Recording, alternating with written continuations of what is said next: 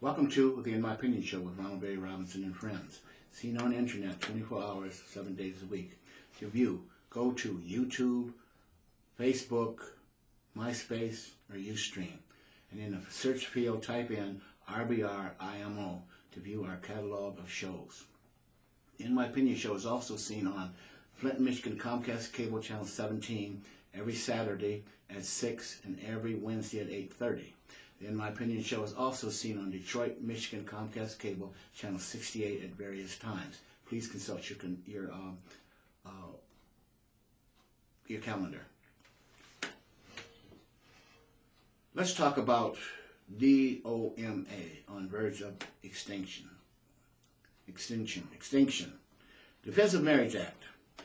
The Supreme Court argument on the constitutionality of the Defense of Marriage Act was rather predictable. So-called liberal justices can't get their minds around recognizing heterosexual marriage as deserving of special status.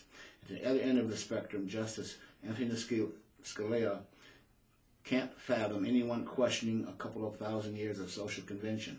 And then there is always Justice Anthony Kennedy, who is cautious but a firm believer in the 10th Amendment.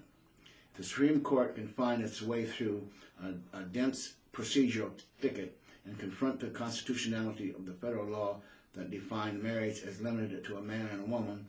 That law may be gone. After 17-year existence, that was the overriding impression after just under 2 hours of arguments on the fate of the Defense of Marriage Act. Now, to our viewers, we have talked about same-sex marriage several times, all right? And just recently here, I guess yesterday, Rhode Island is the 10th state to sanction same-sex marriage. Now, in my opinion, all right, Scalia and some of the other right-wing justices, in my opinion, you know what I mean, they need to leave people's personal, private, sexual, what's the word I can use, preferences, to them. Stay the hell out of other people's bedrooms. It's none of your business. If two women love each other and two men love each other and they want to be together, so be it. Let them be together. You know, with all the benefits. Okay? You can't legislate who you're going to love. That's my opinion. Denise, what's your thoughts?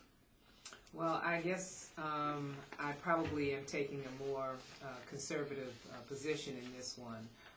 I personally believe in the sanctity of marriage between a man and a woman. I think, on the other hand, though, that there are relationships that have been established between same-sex partners, and I believe that they should be allowed to have some protection under the law. I think that they should be able to establish domiciles together if that's what they choose to do, and also to have financial support of one another through insurances and those kinds of things. Okay, but beyond that, my position as a Christian, I am for men and women being married. Because as we look around the world, okay, every day it's being accepted, all right? Different countries, especially like in Canada and Sweden and Norway, all right? Here in the United States, 10 states already, all right? You know, why keep fighting a no-win battle? Because it's going to come to pass, all right? Just as sure as, I'm going to get off the top just quickly, just like marijuana, it's going to come to pass, all right? Okay. It's going to happen. So why spend all these billions of dollars trying to fight something, okay, that's gonna take place anyway. Henry, what are your thoughts? Well, in a way, I lean toward Denise's position, but more than that, I think I'm going to look at this from both a moral point of view and also a scientific point of view. Now, you know what zygotes are, right? You know, in chemistry, you have to have a sperm and an egg to produce a zygote. Okay. Mm-hmm. Nature says that's natural. This is what you must do to procreate, right? It's necessary for the preservation of the species that you have these two actions occurring. Nature says that that is the proper order for human beings. Now, there are some other forms of life that has both within them. And I think they are called hermaphroditic. There's the word. They have both organs and can reproduce, okay? Mm-hmm. Man cannot. So, try to project yourself 1,000 years from now, or 2,000 years from now, when that becomes the norm. It means extinction. Well, maybe it isn't. Now, let me finish my thought here before you go. But the other part of it is the moral aspect of it, and there are some people who have moral issues with it. But I look at it from a standpoint that my argue is that nature says it's abnormal, and we don't want to produce ourselves to extinction. But like Denise says, I think that there are some relationships that have been established and that we need to recognize because they are there. And that protects the right of all people in a free and democratic society, if that's what we want to do. But I do believe right now we're cycling through time, space, and cultures. Because I remember when the Romans went through the same thing. And they had all of this stuff going on. And then after the Reformation, you didn't see it anymore. Now it's rising again. So I can't project too far back, but I think you go back to the Bible, and it's there too. But so I think that we're going through a cycle where we have to deal with it so that we don't, so that we stabilize society. I think you're right, sir, that it's only a matter of time when we have to accept it as part of us.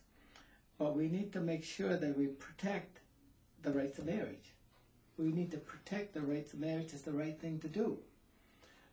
We can still have these other ongoing nuances, but we need to protect the right of marriage. Well, why can't we do both? Well, that's what I'm saying. And when people, same-sex individuals, get involved in a relationship, they already know, all right, that that they can't recreate, okay? In the natural way of things, okay? Yeah, they can adopt, and and a woman can, she can Be artificially inseminated. Exactly. All right. But we don't want to. They know that, and this is only a small segment, all right, of the population, that are involved, that want to have relationships with the same sex. I have no problems with that. But as long as we protect the sanctity of marriage. Because sometimes you get overwhelming support from the other side, they'll kill it. Right. You just got to make sure that somehow we have a strong basis to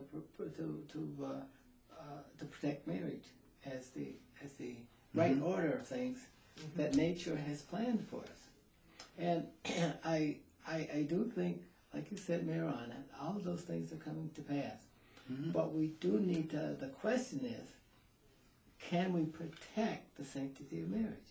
We know that it's coming, but we've got to have enough of a strategy and a basis to protect that which nature has intended for us to follow. Well, I think, in my opinion, I think we can do both. Well, that's just it, and that's why I say, I take the position that I take because I know that there are people who have a more liberal stance and believe that, there is a marriage that can occur between, two same-sex individuals. And my definition of marriage and their definition is different because, like I say, a marriage to me is a man and a woman. Others who choose to, make that distinction, then they should have the ability to receive protection under the law. They should receive insurances. They should receive all of, the benefits. But I separate that idea of going down the aisle and all of that as something sacred unto a marriage relationship between a male and a female. And you asked me my opinion, and that is my opinion. Okay, that's what all of us is our opinions. But some opinions weigh more than others. Right, Sure, right. sure. Because they're based in some common sense, good judgment, facts. Right, right. And your upbringing, your moral teachings and your upbringing. And so there is my basis. And so someone who does not, agree with that point of view or have not been brought up that way, they may have a different stance. And I respect anybody else's opinion, but I want mine respected as well. I can understand that. Let's change gears here. Just kind of like in the opposite. Why is it so important for the abortion rights opponents to continue to challenge and try to overturn Roe versus Wade? What's your thoughts on that? Why do they continually? That's based basically on there are two sides. On any issue, Ron, there's a petition between 50% petition between those who believe one way and those who believe another. And as Denise has said, some of this stuff is based on moral, the way people be moral. And nobody says that people who are moral are right. Right. But it's their view, and you have to respect that. Now, in this case, Roe versus Wade, people want to overturn it because they don't like the idea of aborting children. That is just tough for some people to deal with. And Ron, I would have never been born if Roe versus Wade were a situation when I was born, because my mother had 11 children. Okay. And there was no need to have 11 children. Well, my aunt had 19. So, well, she was busy. Yeah, okay. Now, notice, we would be nowhere here. Not that we're not discussing right and wrong, but we're discussing the probability of and the consequences of Roe versus Wade as we project into the future. And some kids won't be here because it's easy to kill them. People who have children who want to have sex should either learn how to use sex for the enjoyment and not engage in producing another life form, only to be killed at their discretion. Something bigger than the individual must take charge. Like the law, God, whomever, or somebody with better judgment than they have. So that the idea of life is protected. We only have one life, and that life is so really, really tenuous. It is the probability, if we were to go back to the times that we were born, it is highly improbable that the events would not have occurred that second time that we would ever be born. The events, so many of them, that your dad was at the right time, place to meet your mom, that your mom was receptive to him, that they didn't have a fight that night, that they didn't... well, they had a fight, they made up. Yeah, okay, that's... but stop and think about how valuable life is, and some people who do believe, who protect life has the right to lifers. They do believe that they have a position that's not only justified in their own thoughts, in their own minds, that they can justify it because they know the process of being born, and they know that it's unlike God's intent. Mm-hmm. If you believe in God, or you believe in any kind Mm-hmm. of dominant voice in the universe, because they don't think it's right. Absolutely. And up until that point, what you say makes sense. The thing that is troubling is when you have a situation when there's incest or rape. Now, what do you do about that? What do you do? Now, again, you're in a moral dilemma, okay?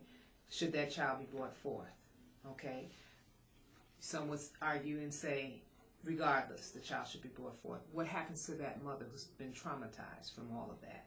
You know, these are decisions that, again, because this is the female who is the receptor and also the one that carries that seed, is the one that should have a decision in this. And no one should be in a position to legislate whether this is something that should go forth or not. In those circumstances, I agree. But then there's those opponents that say, hey, you know what I mean? We want her to have the baby. All right, it's easy for somebody to say, hey, look, all right, go and have that child regardless of the circumstances.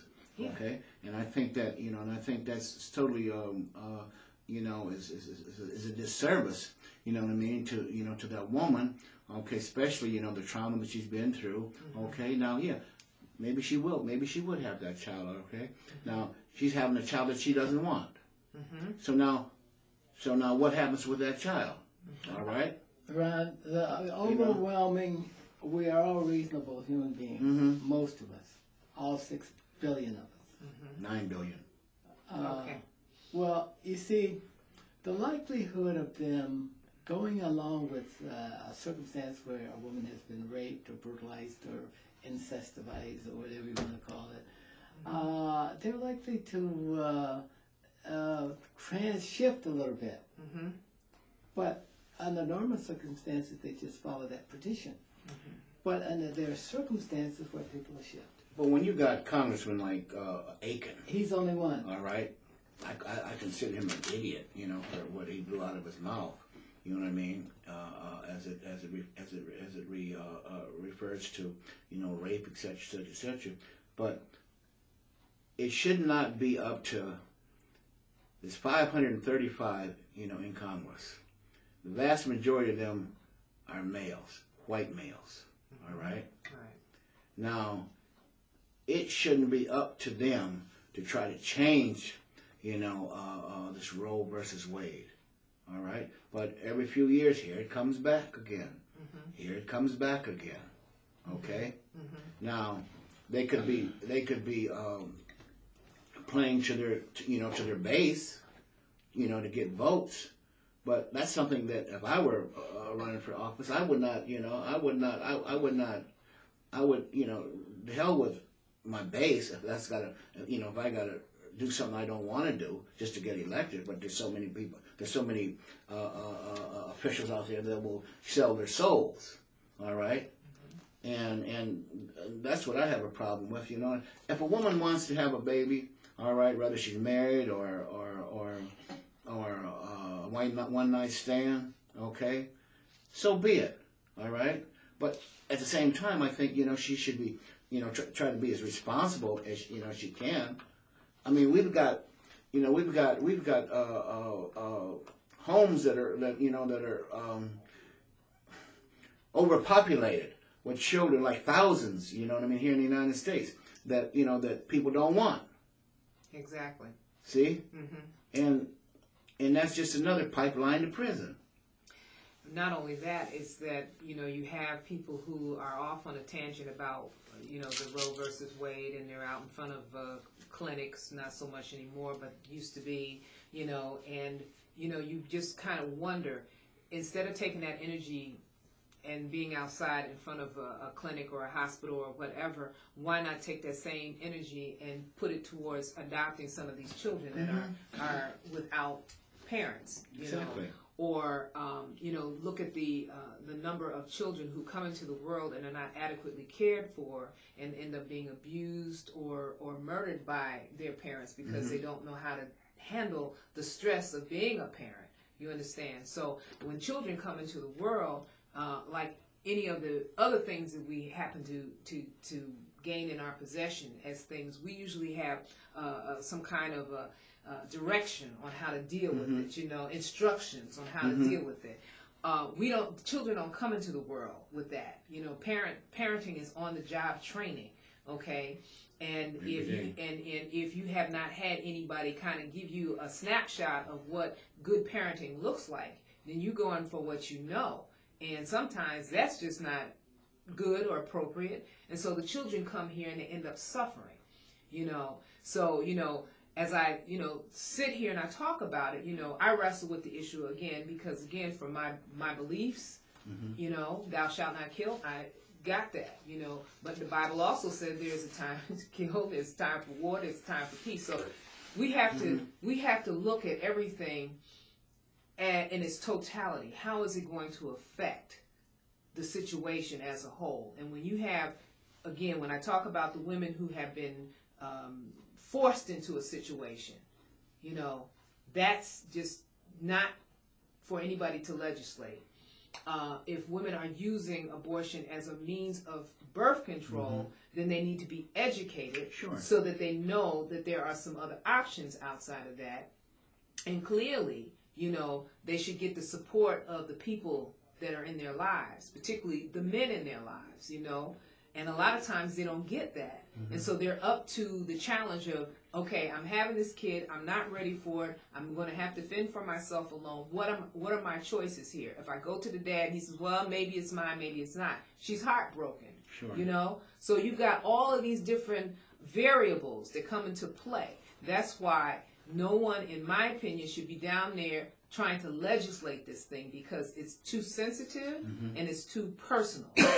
It's a personal situation for that woman who has to deal with it. A man doesn't have to deal with pregnancy, although technology and all the rest of that stuff in the future, who knows? A man may be able to carry a child. But right now, he's not doing that.